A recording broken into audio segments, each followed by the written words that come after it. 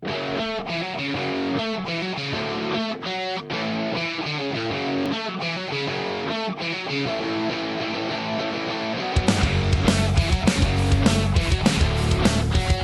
is Ray. This is Andy. And this is FDS CFL, Andy. Season 3, Episode 13.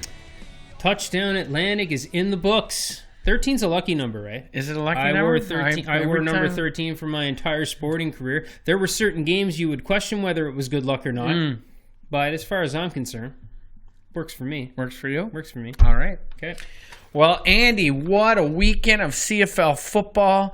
I am so pumped to talk about Game 4 of this week. But before we do that, I guess before we even talk any football, we should talk about our sponsors. Talk about our sponsors. And they were there at that game that we're going to want to talk about. If you need a beer, and if you were at the game, hopefully you enjoyed one of these. Get yourself a Moose Light, because this stuff is what? Scary good. And by the way, they had that Twisted Tea stuff going on over there, which apparently is made by Moosehead. You'd think we'd know that. I had 3 of them during the game. I noticed that. $12 a can, Andy. At one point in the stands, you were basically pitching an ad to everybody around you for some reason. Actually, I think I had 2 and Jeannie had 1.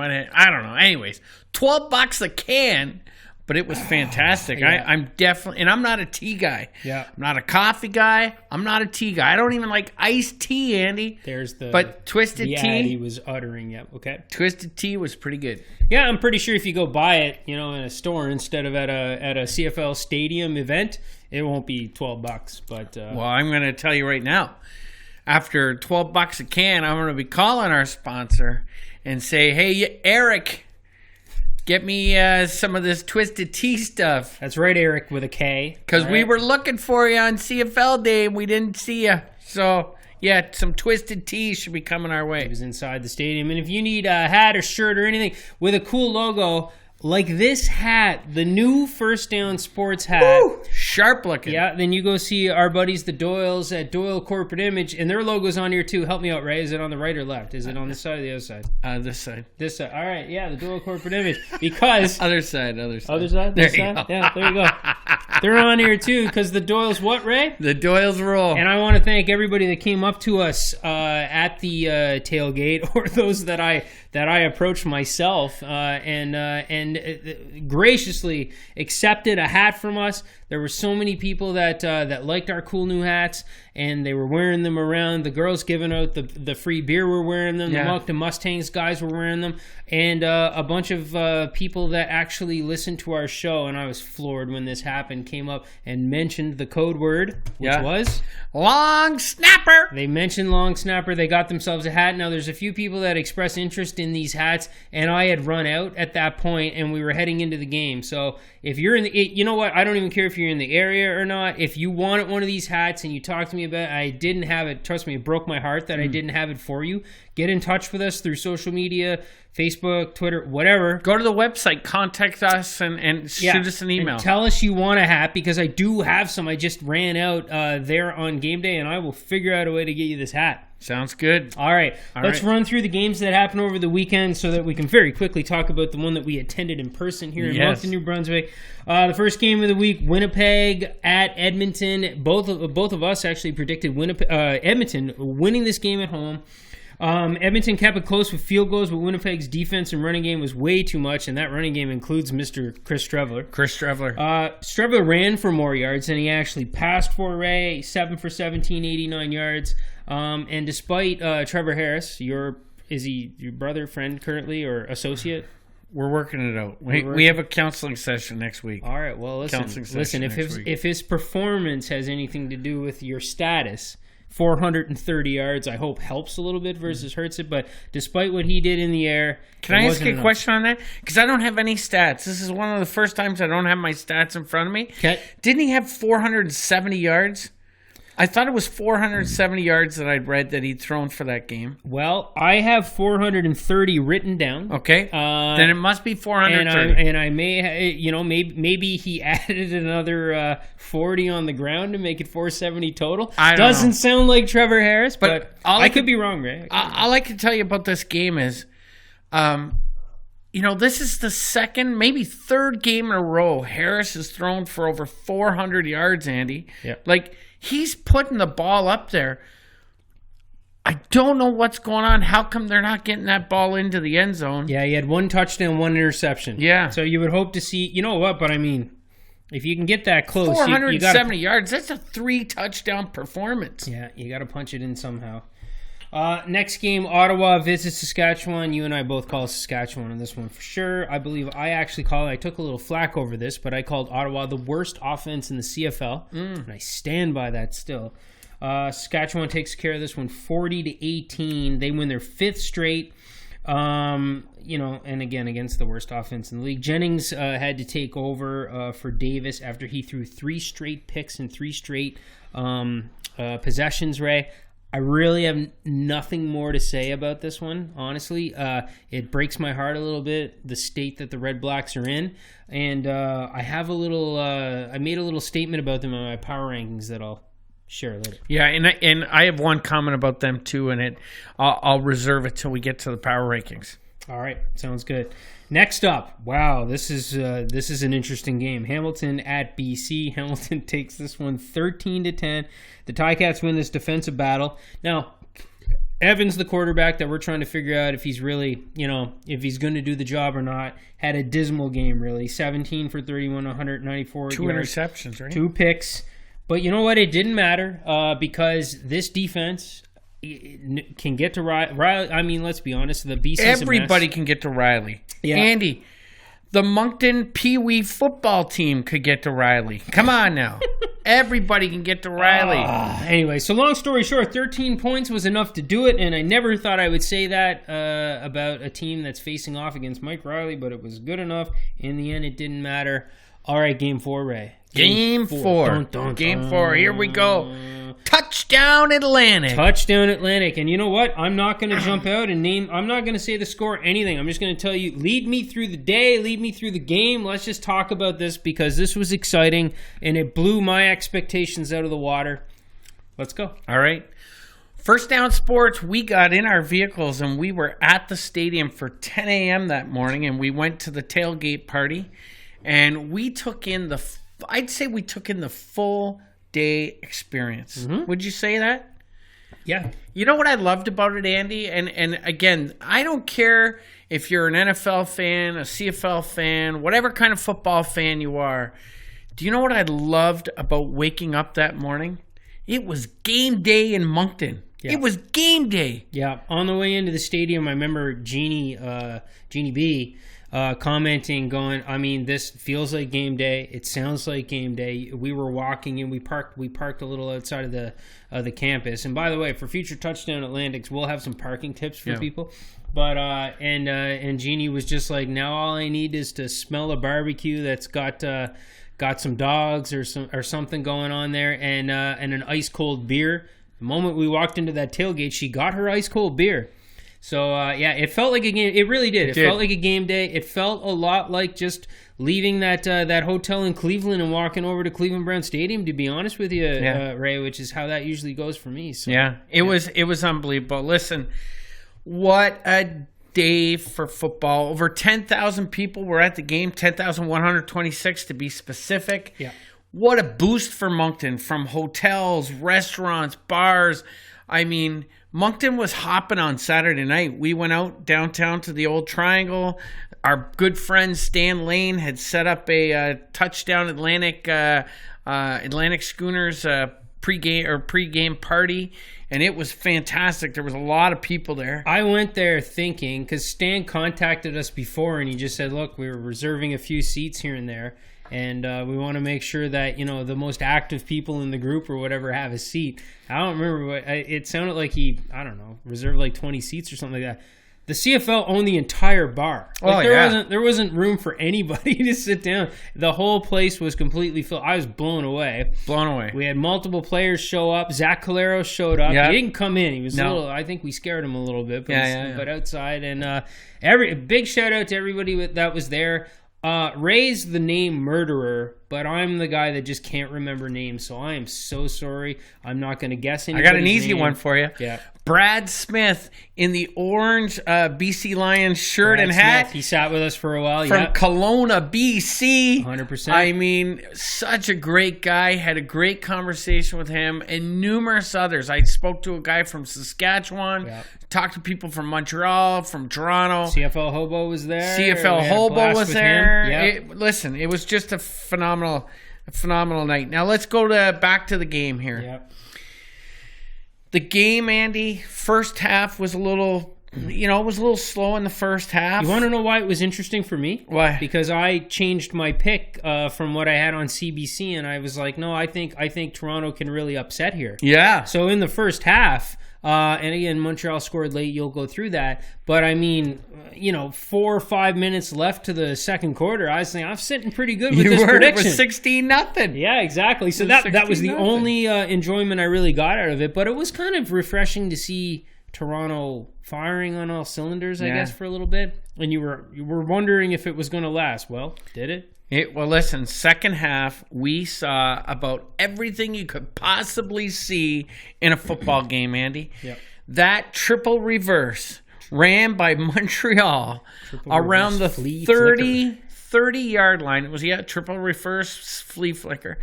And I remember seeing the running back take off, the wide receivers come back, and next thing I know, I saw Adams Jr.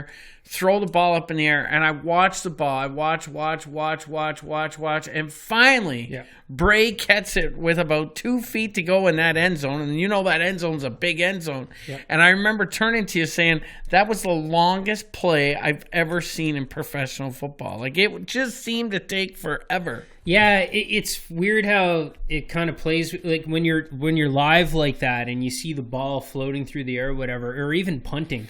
You're like, really? Does it really take that long for the ball to get there? Because it's such a different experience on TV. But and the crazy thing was, so that play happened, and here's what happened with me. I turned and I said, "Who has the ball?" Because the three handoffs happen. And I'm like, "Wait a minute, who has the ball?" And then I see Vernaz has the ball, and he's unloading. And I look down, and the receiver didn't look super open yet, but obviously it was happening.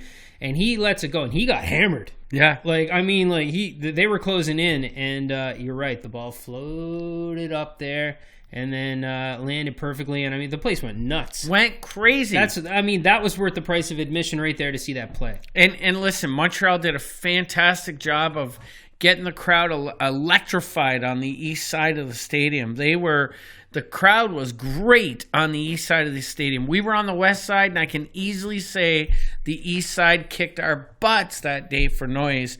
They really did a great job. Hey, the Toronto Argos players could have, taken a page out of the Alouettes book and come right over to the stands and got us going. They could have, but my thought on that is Montreal played a little bit more loose. In Toronto, this was a win or lose. Like, they needed to win. This was a must-win game for them. I think their mindset was a little bit different.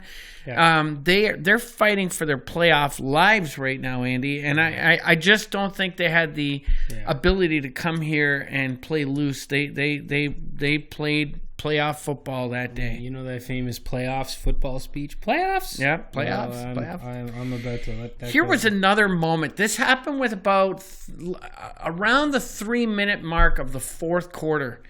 Bethel Thompson throws an interception. Yep. I think it was 2:22, if I remember correctly. Throws an interception. And at that point, the game is pretty much over, and there's a TV timeout. Yep. The guys come out on the TV.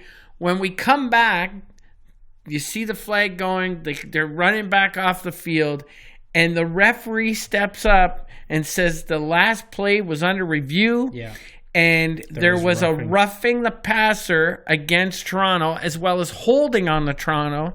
They balanced out the penalty, moved the ball up 5 yards, and it was first down Toronto. And all of a sudden, Toronto was right back into this ball game again. Right, roughing the passer was on Montreal. So they offset. They move it up 5 yards, and they're right back in it. And that's all we could ask for, because we thought, all right, that'll close out. It was exciting nonetheless if it ended right there. Yeah. But then what ensued? Then Bethel Thompson makes a beautiful pass.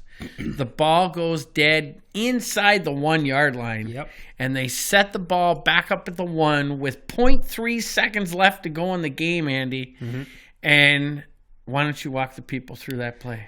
The final play of the game was a heartbreaker, really, because anyway, he takes the snap. It's a quick slant, I believe. The outside receiver on the left runs the quick slant. He had the room to do it. Like, it wasn't press coverage by any stretch. You don't see press coverage in the CFL very much, obviously.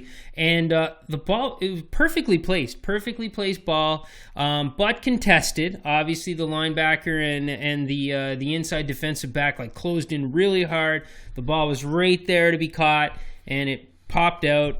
And the receiver, I can't remember who, SJ Green? Yeah, so SJ Green dropped it, and that was how the game ended. And I don't know, right? I mean, it was very exciting to see Montreal get a win, but, you know, if it had they completed that pass and then kicked the extra point for Toronto to get a win, that would have been, I mean, you could not ask for anything more exciting. So, no, it was great play.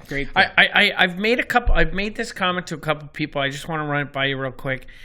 I have said to a couple people in the last 5 minutes of that ball game, I don't care that you were sitting in Moncton, New Brunswick, Gillette Stadium, New Era Stadium, Cleveland Browns Stadium. Yep. You did not know what stadium you were at for the last 5 minutes. It was fantastic football. It was. And after everything was said and done and we finally made our way home, I watched the replay of the triple reverse flea flicker TSN video, and the crowd reaction was what you would hear in any CFL broadcast whatsoever. So good job, Moncton. Yeah, 10,000 plus. Obviously, the target was brought down. There was no end zone seating brought in. But let me tell you, I mean, as far as I'm concerned, because we're from the Maritimes, the moment you surpass 5,000 people feels like a lot of people. Right? So it felt like there were a ton of people there. The space was used wisely. To be honest, the way that stadium is set up, 10,000 is perfect because you didn't have to wait in line to do anything. Everything was great. So it was perfect, and it sounded great on TV. Well, there you go. Yeah. I only got two things. I have three. I may add this later on.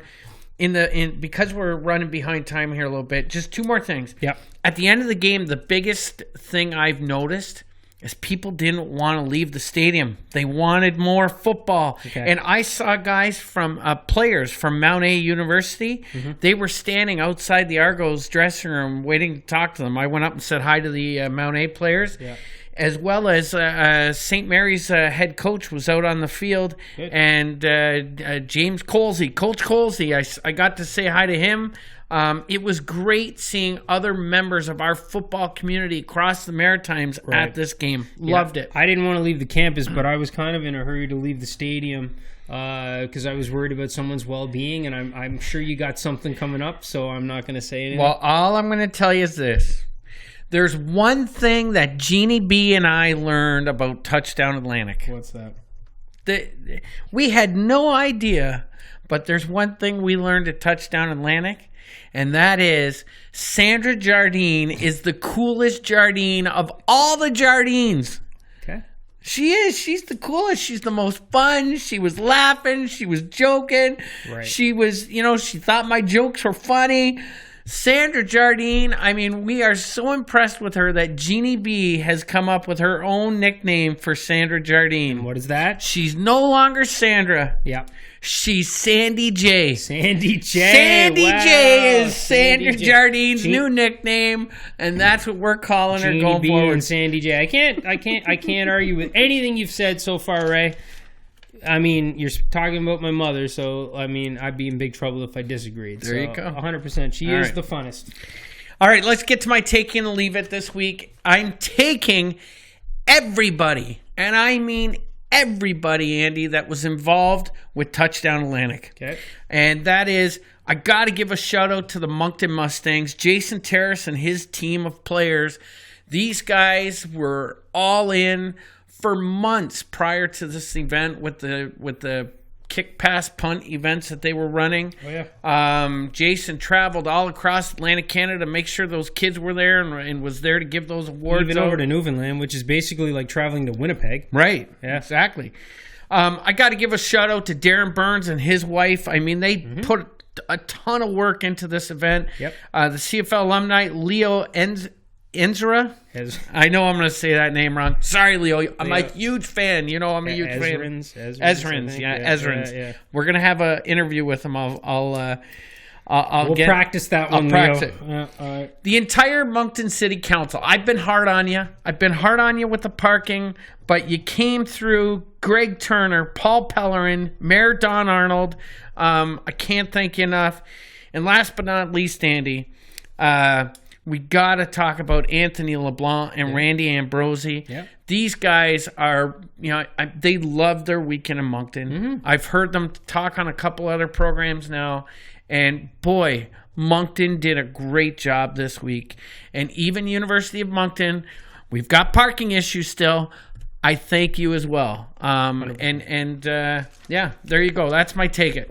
Yep. And I mean, and again, the only little thing I'll double click on for the parking is thank you very much for being a little bit lenient around certain specific areas that we are going to tip people off. Exactly. About. For the next one. Yeah. So we're going to leave it at that. Here's what I'm leaving. Okay. What are you leaving? Social media, Facebook, CFL groups. There's no way Ray's leaving them, but. I am leaving them. Okay. Andy, I went on to social media yesterday morning after Touchdown Atlantic thinking, all right, here we go. It's going to be a great day. We were in such a good mood. There's no way anybody's in a bad mood, right? Positive feedback about Touchdown Atlantic and Moncton, New Brunswick and ba-ba-ba. I go to Let's Talk CFL. I go to CFL Talk. Holy mackerel, negativity all over the place. It was a disaster. It didn't look good on TV. The fact that, Moncton and the Maritimes don't deserve a team. It needs to be somewhere else. Holy mackerel, the negativity on social media is unbelievable.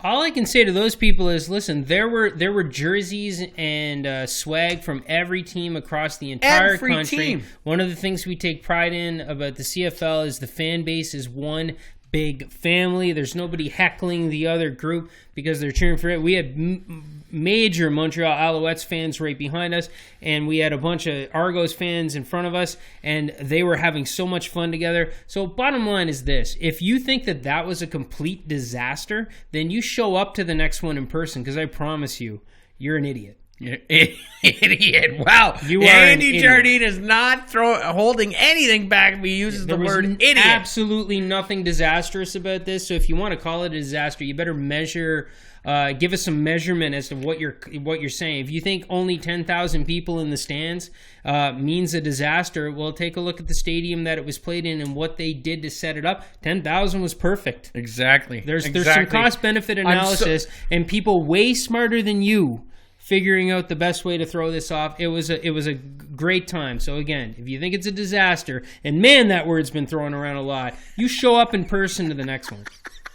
Is this the Ray rant or the Andy rant? That was I don't know what's going on. That rant started with an R, okay? The Ray rant started with a W. They're way more intense. All right, here we go. That is our take it and leaving this week. Let's do our power rankings real quick, Ray. My power rankings did not change at all. This is the second time this season that my power rankings didn't change whatsoever. Winnipeg stays at the top, and I'm doing that despite the Andrew Harris suspension because, again, I don't overreact to a quarterback being out. I'm not going to overreact to Andrew Harris being out until we see how it goes, though, I mean, they got two really tough games coming up, the Banjo Bowl, the Labor Day Classic, but we'll see. Hamilton stays at number 2 where I had them. They pulled out an ugly win, but listen, a win is a win. At the end of the day, it doesn't matter. Yeah. Saskatchewan stays at 3, Edmonton stays at 4, Calgary stays at 5, Montreal stays at 6. Now, the one thing I was really tempted to do was to move Montreal up for their efforts in Touchdown Atlantic. Me too. But Calgary didn't play. So it just didn't feel right to drop them a spot where Montreal pulled out a last play victory over one of the worst two teams in the league. So I just couldn't do it. I had to leave it that way. Ottawa stays at 7. Toronto stays at 8. BC stays at 9. But I'm going to tell you something, Ray, and I have this in my power rankings. Don't say it.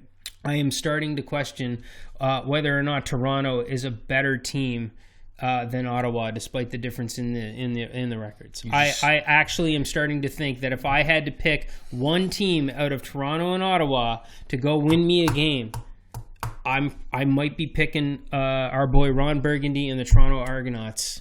You're stealing my thunder, Andy. You're stealing my thunder. I teased all this. Right? I told you that's what I was going to say. Winnipeg deserves to be number one. I made a huge move by taking the Saskatchewan Roughriders and bringing up the second place. That was a big move. I finally had to give Saskatchewan Roughriders the credit that's due. I took Edmonton on it too. I was a little bit hard on them, but I've moved Saskatchewan up. I left Calgary the same because same thing, they're on a bye week. Yeah. Hamilton Ticats fans, you're in 4. You should be lucky you're in 4. Ooh. You just got done barely 2 games in a row beating the BC Lions on an offensive line that cannot protect Mike Riley. I'm sorry, you Lions fans that think you should be 1 in the rankings or 2 in the rankings, you are dead wrong. Dead wrong. Montreal should be up there, and the only mistake that I made this week on my power rankings is Ottawa should be below the Toronto Argonauts on my rankings, and that will be corrected next week. All right. Let's quickly run through some odds and ends because we're running behind here. So fire through these really quickly, and then we'll do our picks. Okay, we have to talk about this. Andrew Harris, yep. He's got a 2-game suspension, Andy, for an illegal substance. And a supplement or something like that. Something like that. He got hit with this before, I think. So. And he did address the media, so I'm impressed by any athlete that addresses the media. Fair enough, but he said the same thing every athlete who ever addresses the media for this reason says. Yeah, but you know what? Any athlete that gets up and takes his medicine and sits in front of the media. Takes his medicine. Good one, right? You see how I did that? And gets in front of the media.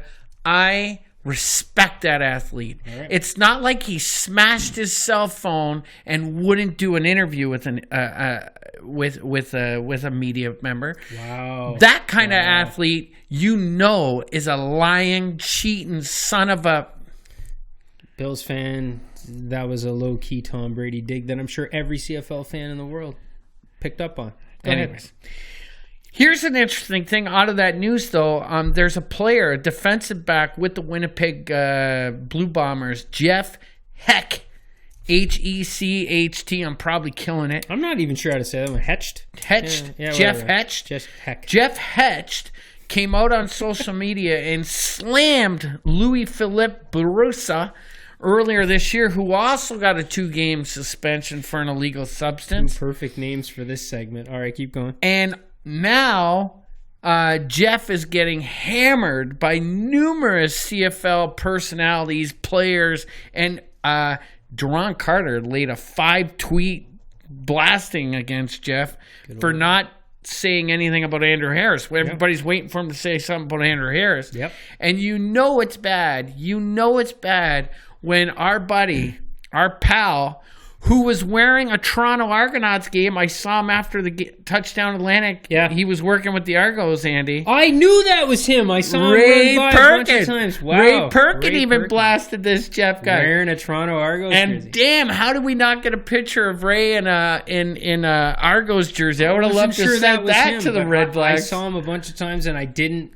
I was like, I almost asked you if that was him or not. Anyways, Ray Perkins in the Argos. Listen, social media, man, it sets you up to look like everything under the sun, including a hypocrite. That's all I can say.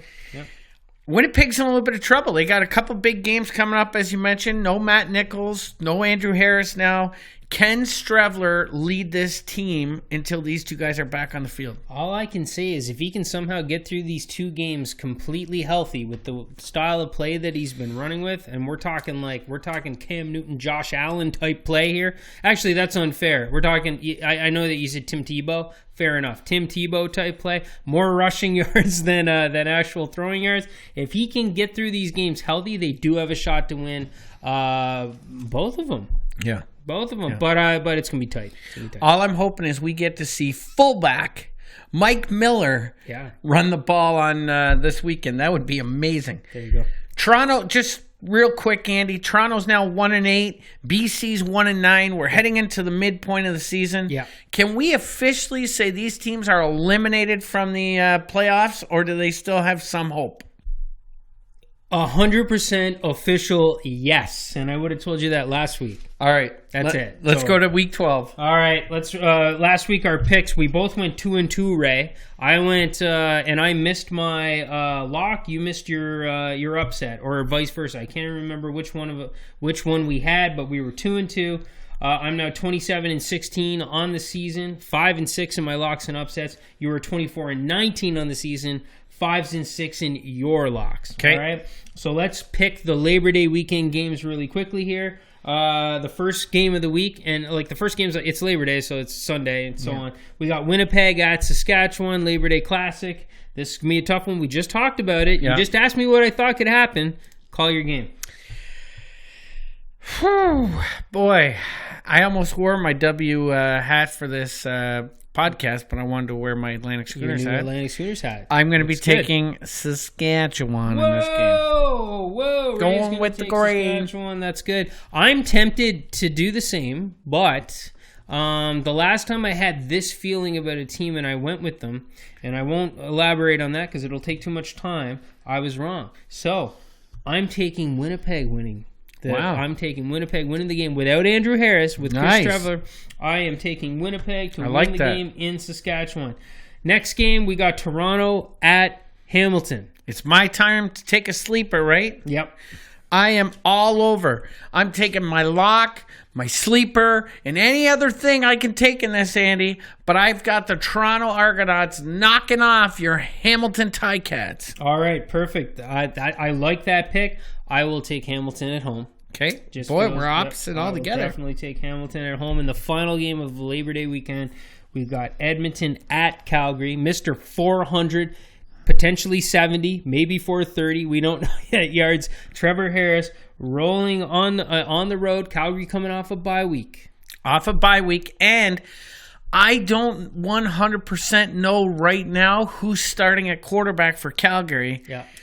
So, darn, I want to go with Edmonton, but you know what? There's a chance Bo might play in this game, and if that's the case, I'm taking Calgary all the way. All right, I'm getting crazy in this Labor Day weekend. I am going to take Edmonton winning on the road, and because I have to pick a lock this week, and there's really no easy lock, I am locking up. Lock it in! My friend, Ray's associate, Trevor Harris. He's not my associate. I told you we're going for counseling right now. We're trying to work it out. Whatever. We're trying to work that things over the out. podcast. Anyways. All right, fantasy. You and I set up a fantasy. Do you have something before fantasy? No. All right. You and I set up a fantasy challenge. Unfortunately, it was my idea that blew up in my face that we were going to build a fantasy team consisting of only players that are in Touchdown Atlantic. So we went ahead and did that. We threw the call out to you guys that listen to see if anybody wanted to participate. And so far, the only one that participated that we know of is Greg. Greg Geddes from the Atlantic Zone Coverage podcast. Now, oh boy. So I finished the week, believe it or not, I had 92.9 points, which was my best fantasy week in about 3 weeks. Yeah. All right. That gets me to 911.4 on the season. I'm still in second place in First Down Sports, and that actually moved me up to 21st with the Schooners. Okay. But Ray, he and I, we basically had the same roster with the exception of one player, and Ray has his best fantasy week of the whole season, actually ever. I think I might have did 112 points at some point in my career, but this year it's definitely the best ever. Yeah, your best week of the season, 106.5. That brings you to 844.3. That you're still in fourth place in FDS because you got some ground to make up. Yeah. And you somehow you had your best week ever, but you dropped a spot in the Atlantic Schooners Crew to 33rd. That is complete. Yeah. Anyway, but well done, Ray. That means at the end of the season, when you and I compare our scores to see who won the season of CFL Fantasy, we are adding 25 points to your total.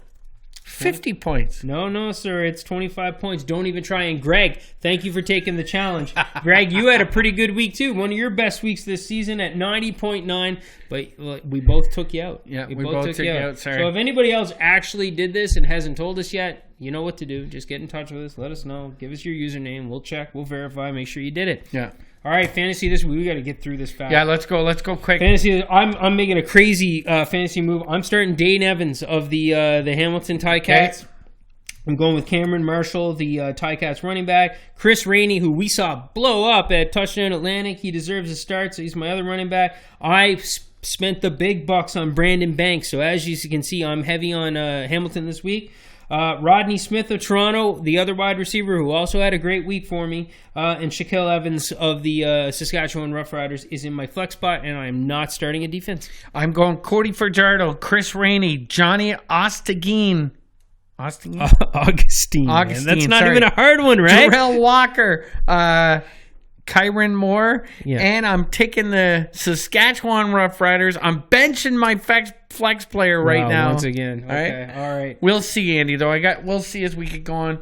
I just made these picks before we went live, and I may change those up. Ray with his wacky, I guess, strategy. So anyway, all right, that's this week. Touchdown Atlantic is in the books. Labor Day Classics are coming up. I've got nothing else to say, Ray. I'm looking forward to the weekend. You want to close this out with anything? I'll close it out. Rod Peterson from the Rod Peterson Show out of Saskatchewan. I got to meet you real briefly on Friday night.